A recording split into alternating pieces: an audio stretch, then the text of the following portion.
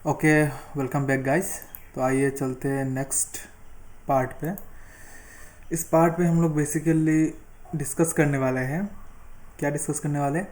Communication, acceptance and revocation of proposal. Okay, क्या हम लोग इसमें समझने वाले हैं? Communication, acceptance and revocation of proposals. Okay, यही है आज का टॉपिक। Okay, let's start. तो सबसे पहले हम लोग बेसिक्स पढ़ लेते हैं। The term communication can be explained as the process of sending और bringing any matter to the knowledge of the person to whom it is directed. Okay, मतलब क्या है?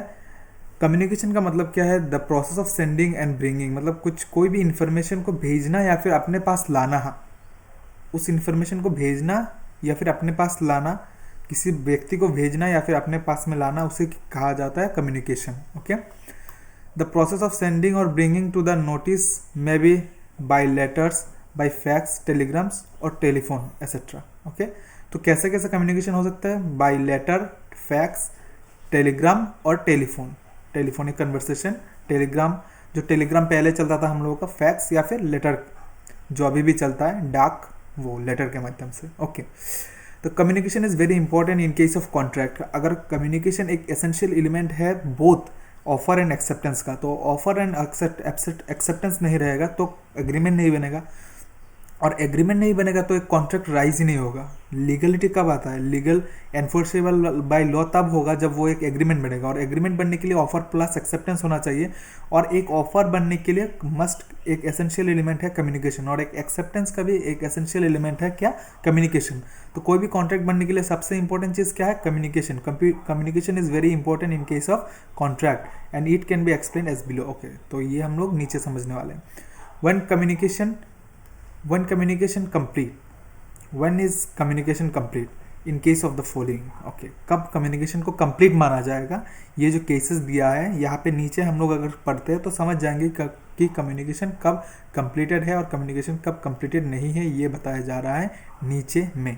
ओके, तो चलिए देख लेते हैं।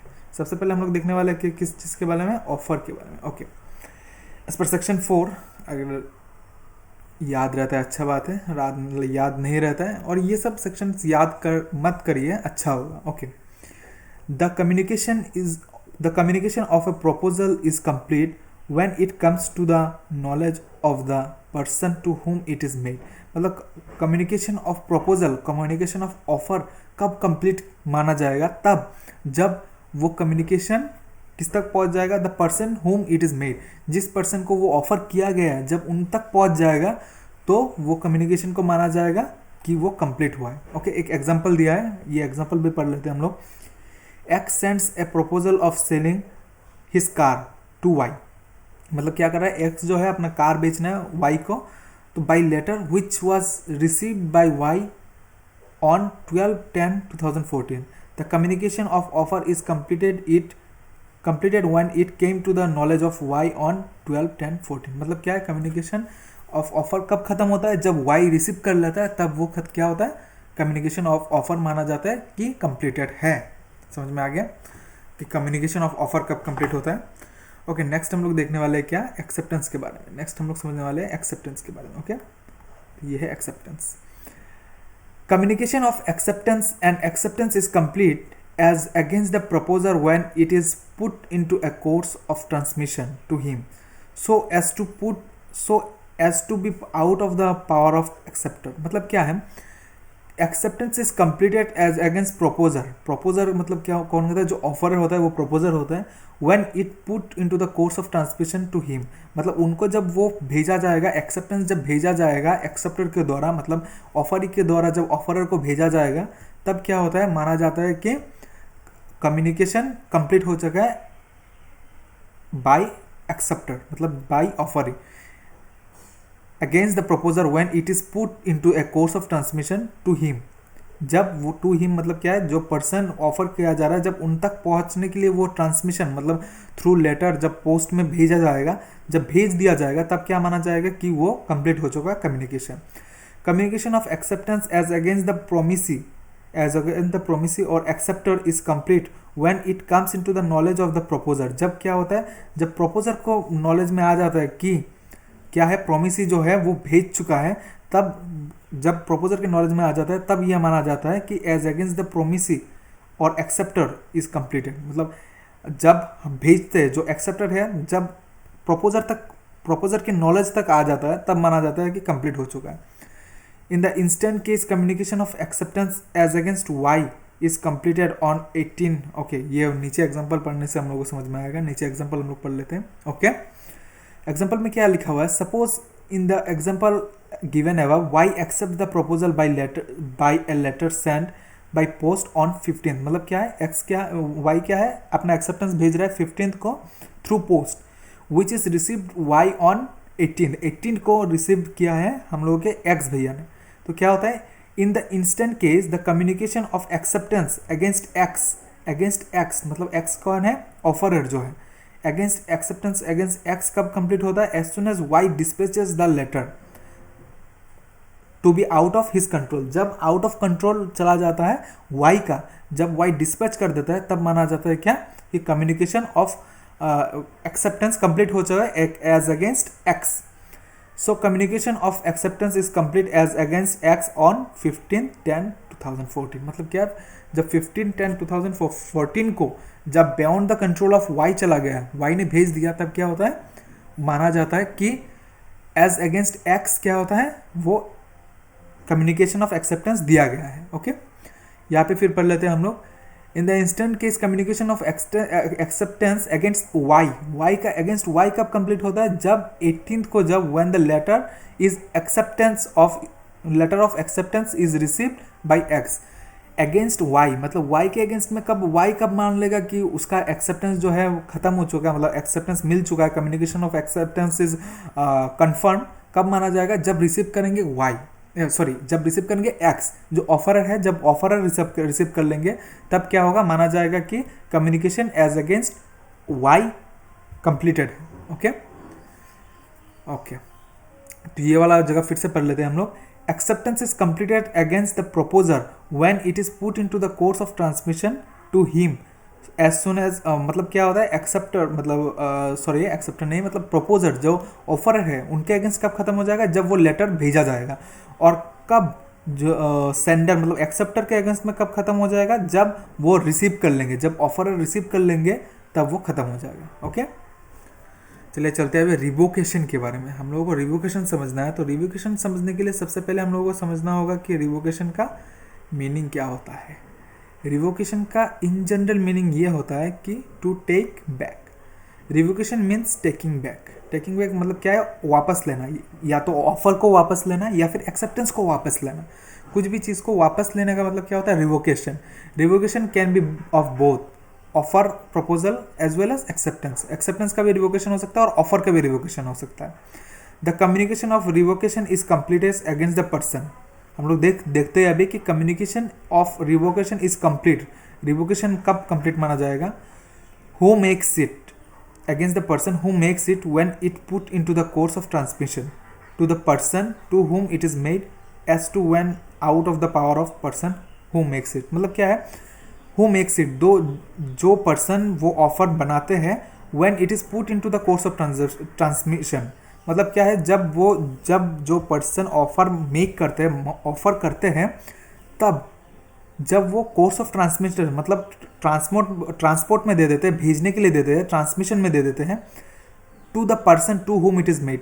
मतलब ऑफर ही जो एक्सेप्टर है उनको जब भेज देते हैं तब क्या माना जाएगा, so as to be the out of the power of the person who makes it. Okay, as against the person whom it is made when it comes to his knowledge. मतलब क्या है, जब जो जिस पर्सन को किया गया है, जिस पर्सन को मतलब जो एक्सेप्टर है उनको जब किया गया है, जब उनके नॉलेज में आता है तभी। ओके, तो ये वाला जो है रिवोकेशन वाला चीज़, ये हम लोग इन डेप्थ नीचे समझने वाले हैं कि रिवोकेशन क्या होता है। आइए यहाँ पे देखते हैं revocation of offer and acceptance. इस चीज़ से हम लोग को रिवोकेशन और भी अच्छे से समझ में आ जाएगा। Revocation of offer and acceptance, ये सबसे क्वेश्चन हमेशा ही रहता है, तो ये सब आप लोग अच्छे से देखिएगा और अच्छे से ये चीज़ समझिएगा। Revocation of offer and acceptance. Okay, let's come to the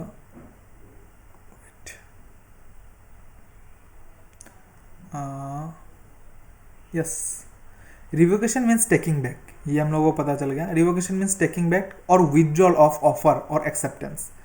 A proposal may be revoked, a proposal जो ऑफर है वो may be revoked at any time before communication of its acceptance is completed as against the proposer but not afterwards. मतलब as against the proposer, मतलब proposer कौन है? जो offeror है।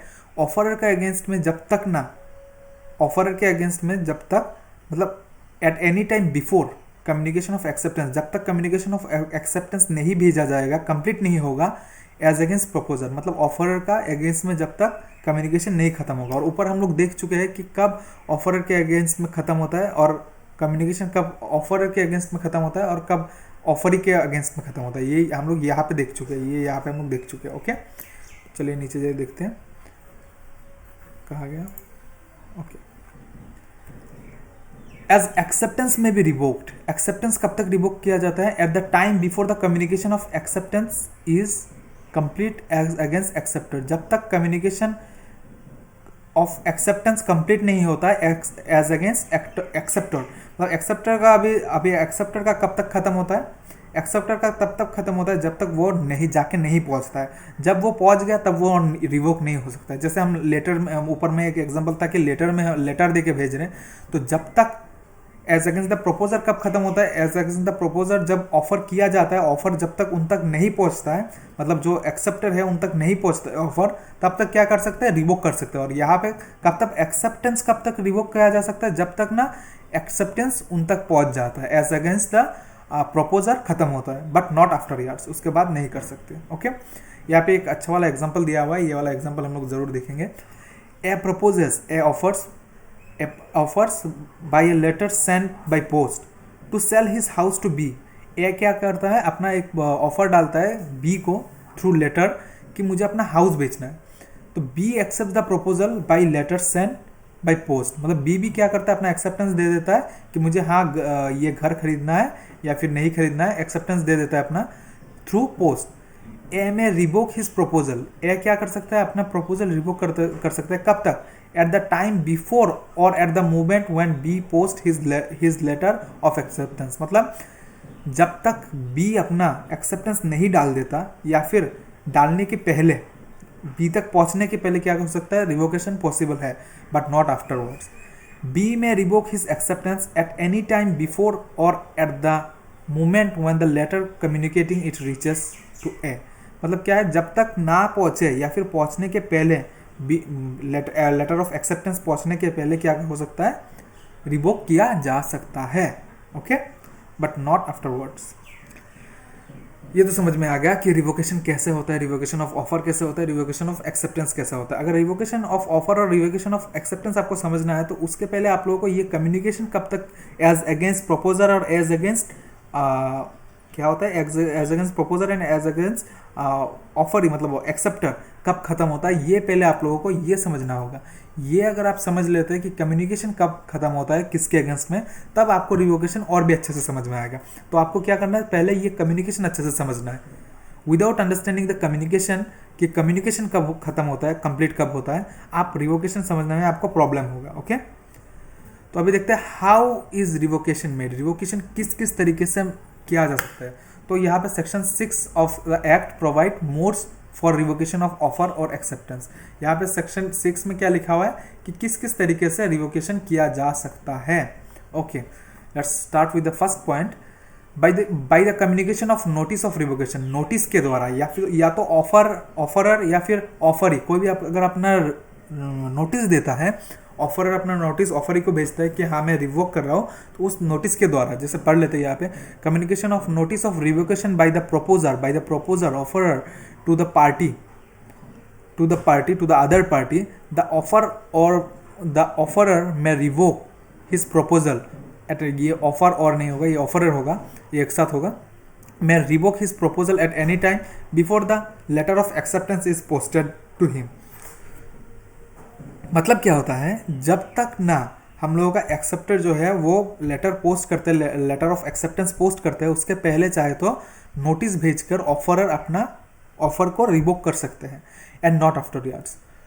तो similarly acceptance can be revoked any time before the letter of acceptance is received by the offerer.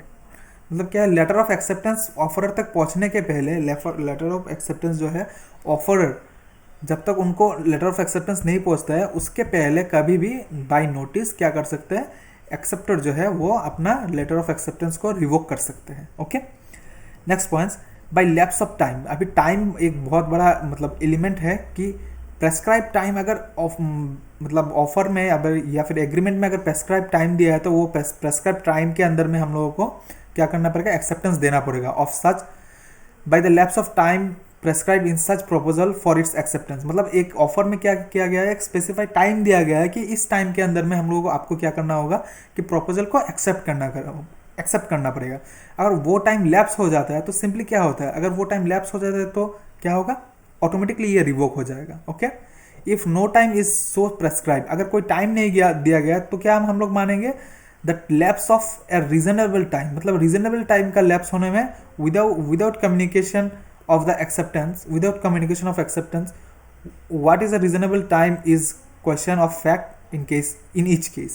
मतलब ये question of fact है, अगर रीजनेबल टाइम नहीं दिया हुआ है तो उस रीजनेबल टाइम को हम समझ के ये करेंगे क्या होता है कि लैप्स हो गया आपका टाइम। ओके, फिर नेक्स्ट पॉइंट में आते हैं हम लोग थर्ड पॉइंट में। थर्ड पॉइंट में क्या बताया गया, by the failure of acceptor to fulfil condition precedent to the acceptance. कुछ अभी क्या होता है, offer can be conditional but acceptance can not be conditional. अगर ऑफर में कंडीशन डाला हुआ है कि एक्सेप्टेंस देने के पहले कुछ प्रेसिडेंट मतलब एक्सेप्टेंस के पहले कुछ कंडीशंस दिया गया, प्री कंडीशंस, वो कंडीशन अगर फुलफिल होता है तभी हो सकता है। तो अगर वो कंडीशन फुलफिल नहीं हुआ तो क्या होता है कि एक्सेप्टेंस नहीं माना जाएगा। तो failure of acceptor to fulfil certain condition, अगर वो कंडीशन ही फुलफिल नहीं किया तो क्या होगा, ऑफर रिवोक हो जाएगा। Okay, by the death or इंसिनिटी, अगर एक व्यक्ति का मृत्यु हो जाता है तो वो कैसे मतलब वो कॉन्ट्रैक्ट वो एग्रीमेंट वैलिड रहेगा। और by the death or इंसिनिटी of the प्रोपोजर, अगर प्रोपोजर का डेथ हो जाता है तो क्या होता है, in the fact of death or insanity comes to the knowledge of the acceptor before the acceptance. अगर एक्सेप्टेंस के पहले एक्सेप्टर के पास में क्या होता है, ये नॉलेज में आ जाता है कि ऑफरर का डेथ हो गया है, इंसिनिटी हो गया है, तो क्या होता है, जो ऑफर है वो लैप्स हो जाता है। ओके, ऑफर क्या होता है, रिवोक हो जाता है ऑटोमेटिकली। वेयर एन ऑफरी, अभी हम लोग देखते हैं ऑफरी के केस में क्या होता है, offeree rights his acceptance. Offeree क्या करता है, अपने एक्सेप्टेंस लिखते हैं बट डाइज बिफोर पोस्टिंग, लेकिन भेजने के पहले वो स्वर्ग सुधार जाते हैं, वो चले जाते हैं, चल बसते हैं। तो क्या होता है, the offer lapse and the posting of the letter after his death will not create a contract. मतलब क्या होता है, अगर वो मर जाते हैं, अगर वो स्वर्ग सुधर जाता है तो क्या होता है, जो हम लोगों का एक्सेप्टेंस है वो वैलिड नहीं होगा। आफ्टरवर्ड्स अगर भेजते भी हैं, अगर वो लिख के मरते हैं फिर भी नहीं होगा। ओके, चलिए फिफ्थ पॉइंट देख लेते हैं, if a counter offer is made to it. Counter offer क्या है, सोचिए कि एक चीज़ होता है, मिस्टर एक्स मिस्टर वाई को बोल रहे हैं कि मुझे मेरा एक बिल्डिंग बेचना है फॉर 40 लाख। तो मिस्टर वाई बोलता है कि नहीं, मुझे आपका बिल्डिंग खरीदना है 30 लाख में, मैं आपका बिल्डिंग खरीदने में राजी हूँ लेकिन कितने में, 30 लाख में। तो ये क्या होता है, इसको बोलता है काउंटर ऑफर। तो काउंटर ऑफर क्या होता है, पुराना जो ऑफर होता है वो लैप्स हो जाता है, वो रिवोक हो जाता है। Where the offer is accepted with some modification in terms of the offer or with some other conditions not forming the part of the offer, such qualified acceptance amounts to counter offer। मतलब क्या होता है, ऐसे time में जब हम लोग कुछ क्वालिफाइड एक्सेप्टेंस देते हैं, क्वालिफाइड एक्सेप्टेंस क्या होता है हम लोग पहले भी देख चुके हैं, वो अनक्वालिफाइड होना चाहिए और अनकंडीशनल होना चाहिए। लेकिन अगर हम लोग वो कुछ कंडीशन में चेंज करते हैं और कंडीशन उस ऑफर का कंडीशन को चेंज करते हैं तो वो बन जाता है क्या, काउंटर ऑफर। और उसको एक्सेप्टेंस नहीं कहा जाएगा, उसको कहा जाएगा काउंटर ऑफर। और काउंटर ऑफर देने से पुराना ऑफर जो है वो रिवोक हो जाता है। Okay, next come to the sixth point, if an offer not accepted according to the prescribed और यूजुअल मोड। मतलब क्या है, एक मोड कहा गया है, ऑफरर के द्वारा एक मोड कहा गया है कि आपको इस मोड में ही एक्सेप्टेंस देना होगा।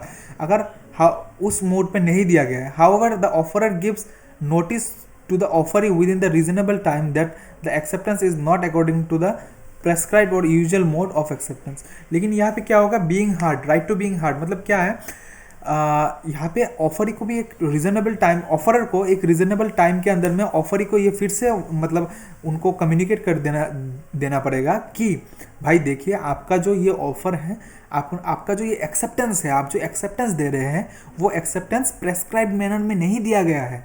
आपको रीजनेबल टाइम भी दिया जा रहा है और आपको ये भी बताया जा रहा है, नोटिस किया जा रहा है कि आपके नोटिस में ये लाया जा रहा है कि आपका जो ये एक्सेप्टेंस है ये रीजनेबल प्रेस्क्राइब मोड पे नहीं है।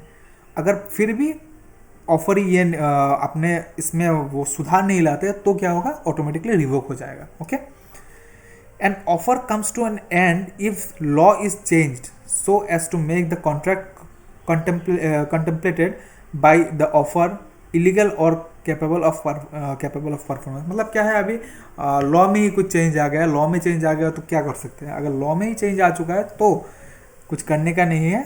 इस सिचुएशन में क्या होता है कि हम लोगों का जो ऑफर है या फिर जो एक्सेप्टेंस है वो ऑटोमेटिकली रिवोक हो जाता है, वो ऑटोमेटिकली ख़त्म हो जाता है इनकेपेबल ऑफ परफॉर्मेंस होने की वजह से। Okay, thank you very much यहाँ तक हमारे लेक्चर देखने के लिए। आशा है कि आपको मज़ा आ रहा होगा ये चैप्टर में, और जुड़े रहिए हमारे चैनल के साथ। और हम लोग ऐसे ही लॉ का पूरा जो है रिवीजन हम लोग यहाँ पे लाते रहेंगे। अलॉन्ग विद लॉ हम लोग यहाँ पे क्या क्या डिस्कस करेंगे, लॉ के साथ में हम लोग अकाउंट्स भी डिस्कस करेंगे और इकोनॉमिक्स मैनेजमेंट भी डिस्कस करेंगे, और हो सके तो हम लोग मैथमेटिक्स भी लाएंगे, लेकिन उसके लिए कुछ टाइम का ज़रूरत है। ओके, आप लोग कनेक्टेड रहिए और ज़रूर चैनल को सब्सक्राइब करिए। ये हम लोगों को जो टीचर है, जो एडुकेटर हैं, उनको बहुत मोटिवेट करता है। Okay, thank you very much.